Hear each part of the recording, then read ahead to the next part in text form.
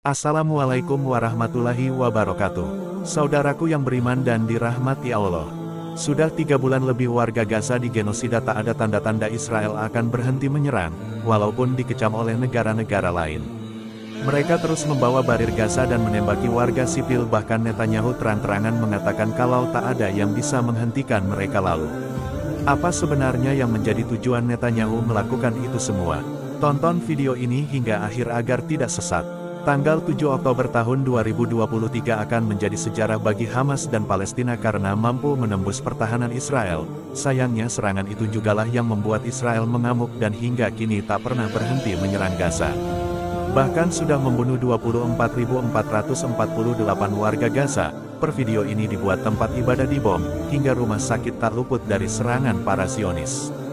Melihat kekejaman Zionis, banyak negara yang mengecam kelakuan mereka, karena telah melanggar hukum humaniter internasional, dengan menyerang warga sipil dan menyerang fasilitas layanan kesehatan. Afrika Selatan langsung merespon dengan menarik duta besarnya, dan mengakhiri hubungan diplomatik dengan negara tersebut. Yordania juga melakukan hal yang sama. Sebagai bagian dari aksi protes menurut Yordania, Israel telah menyebabkan bencana kemanusiaan yang belum pernah terjadi sebelumnya. Lalu ada Turki yang juga meniru langkah Afrika Selatan dan Yordania. Sebenarnya Israel dan Turki telah menjalin hubungan diplomatik sejak lama. Namun melihat warga sipil Palestina menderita karena ulah Israel, Turki langsung menarik duta besarnya dari Tel Aviv, kemudian disusul oleh Presiden Kolombia Gustavo Petro yang juga menarik duta besarnya. Dan mengutuk pembunuhan kepada warga Gaza yang dilakukan oleh Israel. Bahkan Kolombia menyerukan adanya gencatan senjata agar warga Gaza tak lagi menjadi sasaran serangan mematikan tentara Zionis. Tak ketinggalan Vladimir Putin juga angkat bicaranya secara terang-terangan, menyatakan perlunya pendirian negara Palestina yang merdeka dan berdaulat sebagai solusi mengakhiri penjajahan yang dilakukan oleh Israel.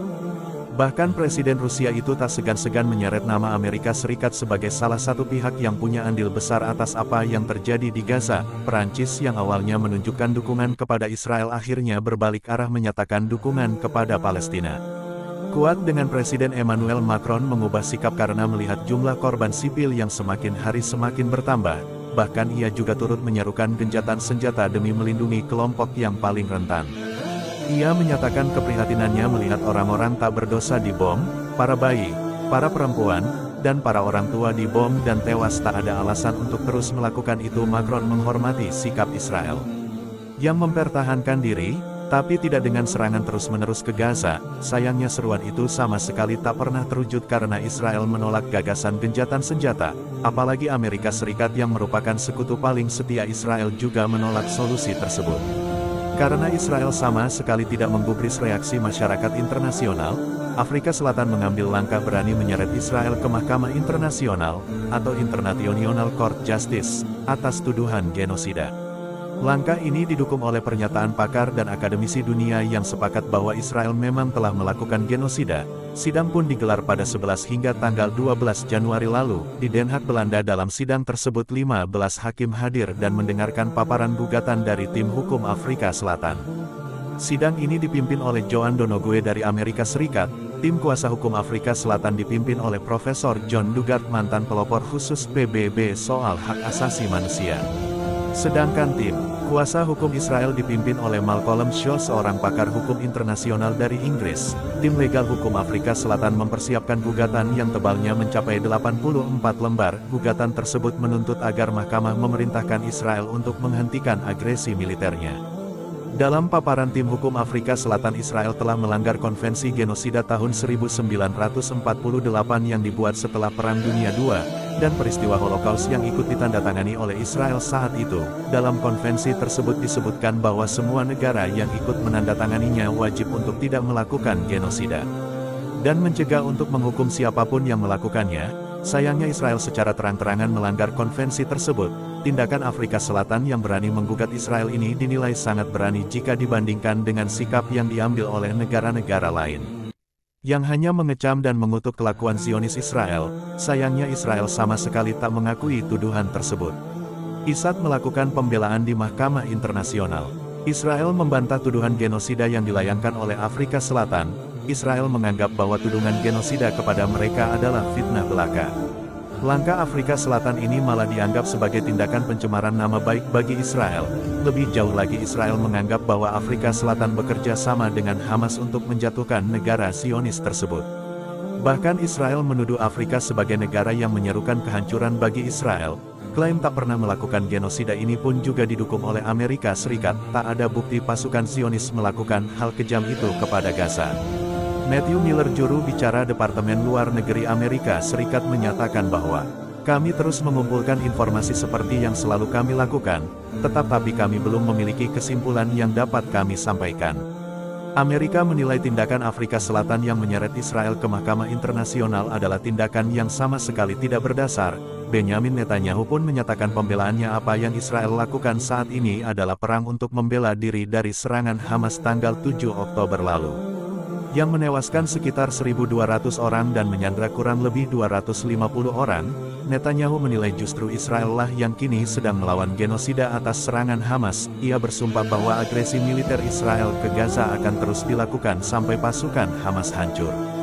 Tak ada yang bisa menghentikan serangan Israel, termasuk anggota poros kejahatan yang mengacu kepada Irak, Iran, dan Korea Utara. Apalagi Iran memang dikenal sebagai salah satu pendukung setia Hamas. Istilah poros kejahatan ini pertama kali muncul saat George W. Bush yang menjabat sebagai pasukan Amerika Serikat. Ketiga negara itu menjadi musuh utama Washington, yang diyakini punya senjata yang bisa memusnahkan banyak orang.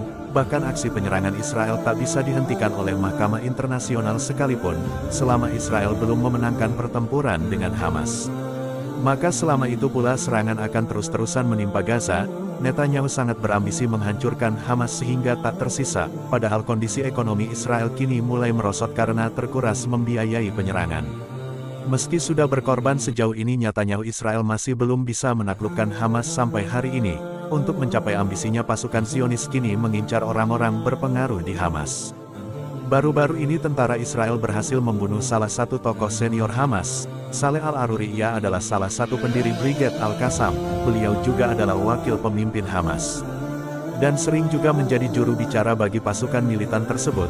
Para tentara Israel menyerangnya dengan drone di Beirut, selatan Lebanon. Netanyahu telah menargetkan Saleh Al-Aruri sejak Desember 2023 lalu. Dan barulah awal Januari tentara Israel berhasil melakukan misinya. Aksi Israel yang memburu para pemimpin Hamas ini dimaksudkan untuk menciptakan kemenangan palsu Israel atas Hamas, sama seperti yang dikatakan oleh analisis geopolitik dan keamanan Timur Tengah Dr. Ali Bakir.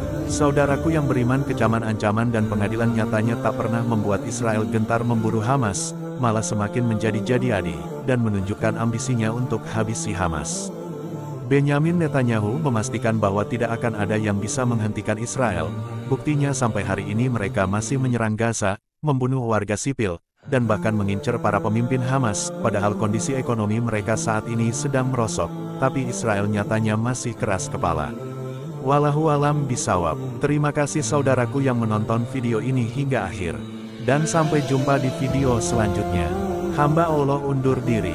Wassalamualaikum warahmatullahi wabarakatuh.